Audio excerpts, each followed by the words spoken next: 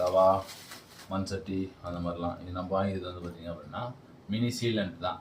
நம்ம 5 ரூபா chips packet அதெல்லாம் வாங்கி சாப்பிட்றோம்ல, அதெல்லாம் சாப்பிட்டு சில டைம் இருக்கும். ஸோ அதை அப்படியே சீல் பண்ணி வச்சுக்கலாம். அது ஸ்டாப்லர் மாதிரி இருக்குல்ல, இந்த ஐட்டம் தான்.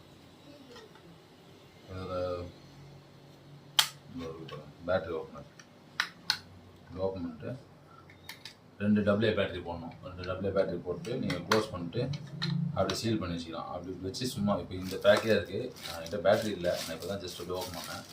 இது வச்சு நீங்கள் இப்படி சீல் பண்ணிக்கலாம். இல்லைனா நான் சீல் பண்ணி காட்டுறேன்.